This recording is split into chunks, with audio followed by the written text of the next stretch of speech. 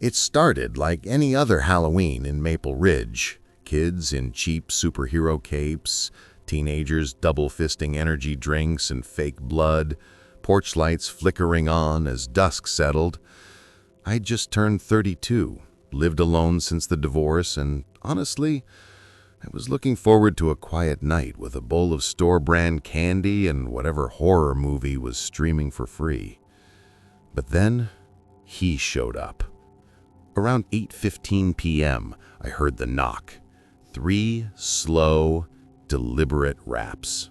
Not the usual chaotic banging of sugar-hyped kids yelling, "Trick or treat!"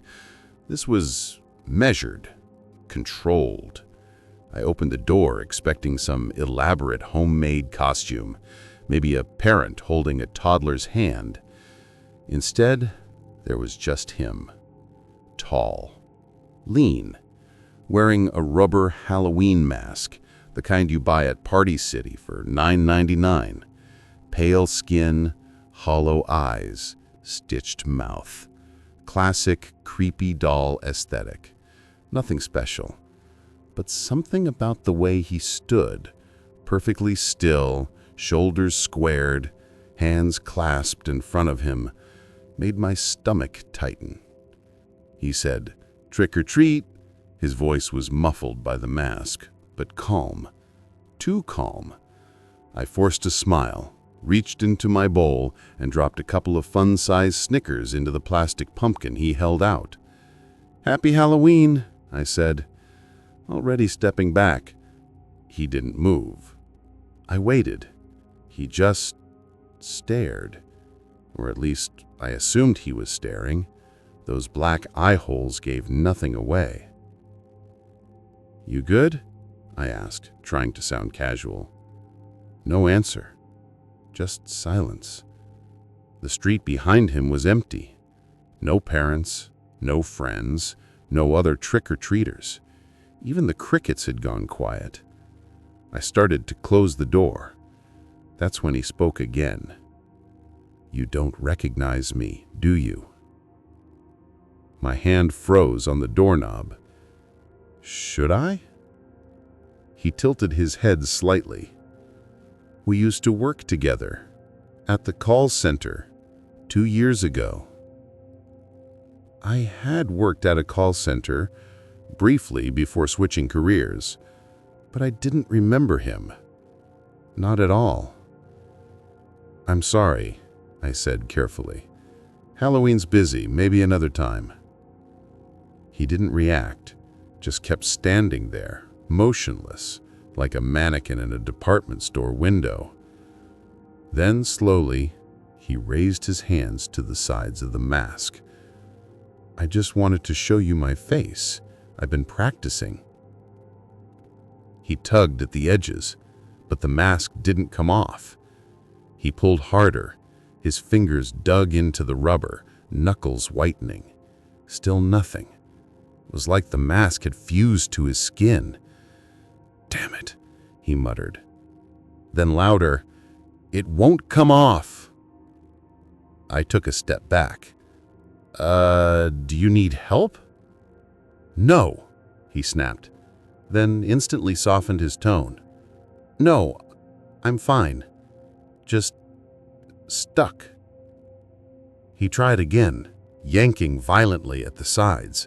This time I heard a wet, tearing sound, not from the mask, but under it. A thin line of red appeared along his hairline. Blood. "Oh my God," I whispered. "It's okay," he said, voice shaking now.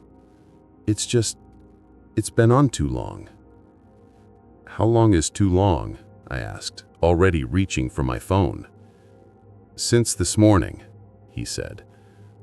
"I wanted to look perfect for tonight." My blood went cold. All day? Who wears a cheap latex mask for 12 hours straight? "I think you need a doctor," I said, thumb hovering over 911. "No hospitals," he said sharply. "They'll ask questions. They'll call the police." He looked down at his hands, now smeared with blood. "I didn't mean for this to happen." That's when I noticed the bulge in his jacket pocket. Not candy, not a phone, something long and hard. I slammed the door, locked it, deadbolt, chain, everything. I heard him laugh, a wet, gurgling sound through the wood. "You can't hide from me," he said. "I know where you live. I've known for months." I called 911, told them everything. They said an officer would be by within 20 minutes. 20 minutes. I turned off all the lights, sat in the dark, phone in hand, listening. At 8:47 p.m., I heard it again. 3 slow knocks. Then the voice, clearer now, almost tender. "I just want to show you my real face." I didn't answer, didn't move. But later, when the police arrived and swept the yard, they found something taped to my back door. It was the mask, still damp, still warm, and inside, tucked into the lining, was a folded photo of me taken through my kitchen window last Tuesday. The officer handed it to me with gloved hands. "You know this guy?" I shook my head, but I did. Not from the call center, from the online dating app I deleted 6 months ago. His profile name was Smiley Guy 87, and in every picture, he was wearing that damn mask.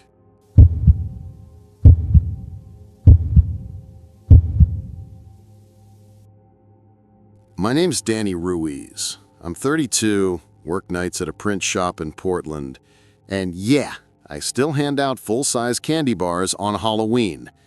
Not because I love kids, but because when I was a kid, my block was the one where the lights stayed off. No pumpkins, no decorations, just silence and the occasional porch light flickering like it couldn't decide whether to stay on or not. So now, I go all out. Fake cobwebs, fog machine, a motion sensor witch that cackles when you step on the welcome mat. Corny as hell, but the neighborhood kids dig it. This past Halloween started normal enough. Rain had been drizzling since noon, typical Oregon.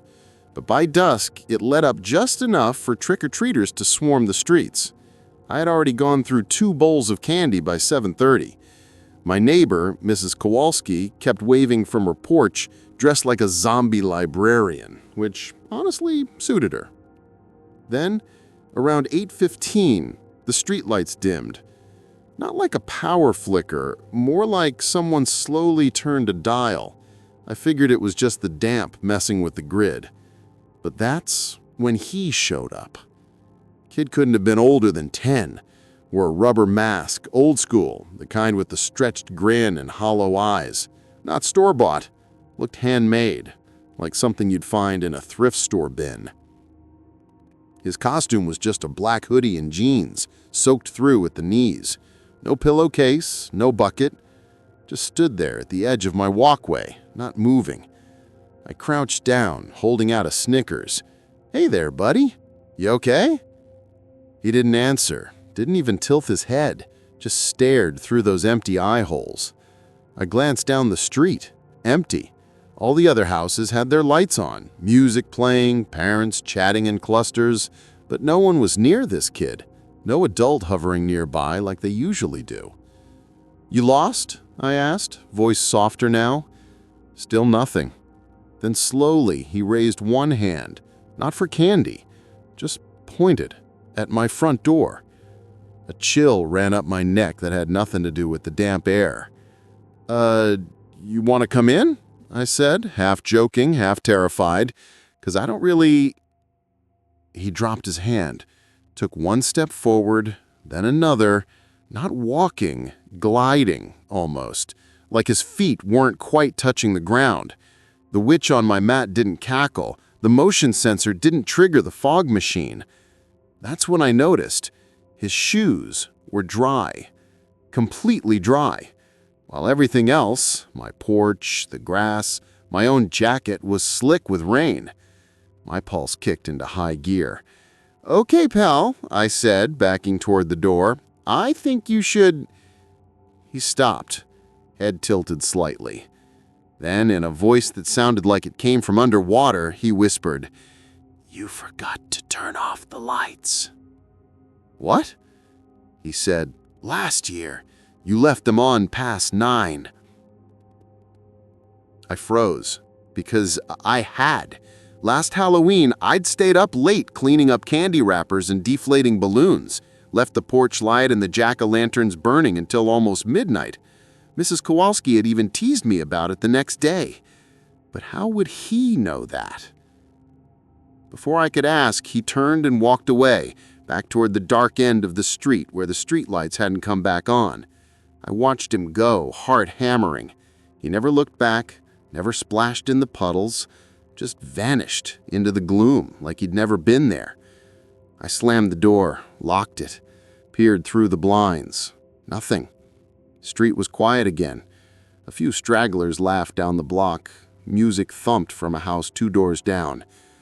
But I didn't sleep that night. The next morning, I asked around. Mrs. Kowalski hadn't seen any kid in a mask. Neither had the Millers across the street. Checked the neighborhood group chat. No posts about lost kids or weird costumes. Then I saw it. Taped to my mailbox, under the flap where rain wouldn't reach it, was a small square of paper, hand-drawn, a crude sketch of my house, and beneath it, in shaky letters, "Next year, turn off the lights." I tore it up, threw it away, told myself it was some dumb prank. But come October 31st this year, I'll be ready. Porch light off by 8:59, pumpkin snuffed, the fog machine unplugged. Because here's the thing about Halloween in America. It's supposed to be safe. Fake blood, plastic fangs, sugar highs, and goofy costumes. But sometimes, in the quiet between the laughter and the doorbells, something else shows up. Something that remembers. And I don't want it remembering me again.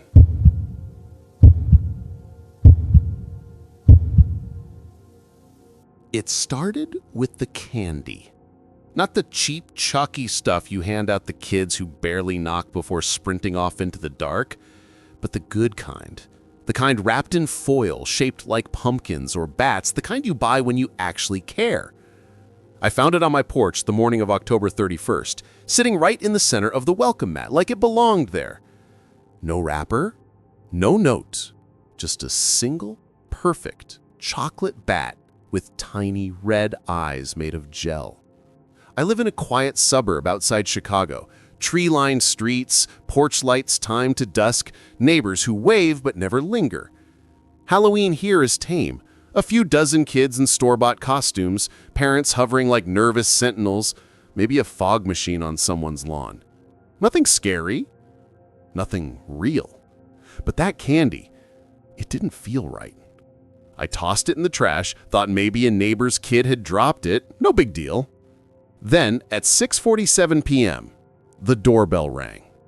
I wasn't expecting anyone. My wife Lena was out at her sister's. She hates Halloween, says it's too chaotic. And I'd already turned off the porch light to signal we weren't participating. Still, I checked the people. A kid stood there. Couldn't have been older than 10. Wore a rubber mask of some grinning jack-o'-lantern, the kind with stretched elastic and cheap plastic eyes. No costume underneath, just a plain black hoodie and jeans. No pillowcase, no bucket. Just standing there, perfectly still. I didn't open the door. After a few seconds, he turned and walked away, slow, like he knew I was watching. I locked the deadbolt, double-checked the windows. At 7:32 p.m., the doorbell rang again. Same kid, same mask. This time, he held something in his hand. A chocolate bat. My stomach dropped. I didn't move, didn't breathe, watched through the peephole as he placed the candy on the mat right where the first one had been and stepped back. He tilted his head up toward the peephole like he could see me through it. Then he knocked. 3 times. Sharp. Deliberate. I stayed silent. He waited a full minute before walking off. I called the cops. They said they'd send a patrol car by if they had the bandwidth. Halloween night apparently is chaos central for local PD. By 8:15, I'd pulled the curtains shut, turned off every light except the one in the kitchen, and poured myself 2 fingers of bourbon. Told myself I was being paranoid. Kids play pranks, that's the point. But then I heard it. A soft thump against the back door. I froze. Glass of bourbon halfway to my lips. Another thump, then another, like someone was pressing something flat against the door and letting it fall. I crept to the kitchen window, peered through the blinds. There he was. Same mask, same hoodie, but now he wasn't alone. 2 more kids stood beside him. One wore a witch mask with half its face melted off. The other a skull, so realistic it looked like it had been dipped in wax. None of them moved, just stared at the house, and at their feet, dozens of those chocolate bats, laid out in a rough semicircle around the back steps. My hands shook. I grabbed my phone, dialed 911 again. "Ma'am, we're aware," the dispatcher said, voice tight. "We've had multiple calls about masked juveniles acting strangely tonight. Could be a coordinated prank. Just stay inside. Lock your doors." "Ma'am?" I didn't correct her. I stayed in the kitchen, back pressed against the fridge, phone in hand. The bourbon sat forgotten on the counter. At 9:03 p.m., the power went out. Not just my house, the whole block. Street lights died, porch lights vanished, darkness swallowed everything except the pale glow of the moon. And then, silence. No crickets, no distant laughter, no cars. Just nothing. I heard footsteps on the gravel driveway. Slow, measured. I held my breath. A shadow passed the front window, then another, and another. They weren't knocking anymore. They were waiting. I texted Lena. "Something's wrong. Don't come home tonight." She replied instantly, "What's going on?" Before I could answer, my phone buzzed again, but not from her. Unknown number. Text only. "Dit Rue. You didn't give us a treat." Ice flooded my veins. I backed into the pantry, shut the door, and crouched behind the cereal boxes like a goddamn coward. My heart hammered loud enough. I was sure they could hear it through the walls. Minutes passed. Or hours. Time blurred. Then, a sound from the living room. The front door creaked open. Not kicked in, not broken, just opened, like I'd left it unlocked. Footsteps on hardwood. 3 pairs, maybe more. They moved through the house slowly, deliberately, opening cabinets, tapping walls, whispering in voices too low to understand, but too coordinated to be kids. I squeezed my eyes shut, prayed they'd leave. Then silence again. I waited. Counted to 300 in my head, slowly, quietly. I cracked the pantry door. The house was empty. No masks, no candy, no footprints. Just the front door, open wide, swaying slightly in the October breeze. I slammed it shut, threw every lock, and spent the rest of the night in the bathtub with a baseball bat across my lap. Lena came home at dawn, found me shivering, still in yesterday's clothes. I told her everything. She checked the porch, the driveway, the backyard. "Marcus," she said gently, "there's nothing here." But that night, as I tossed in bed, I saw it. On my nightstand. A single chocolate bat. Red eyes gleaming in the dark. And this time, it was unwrapped.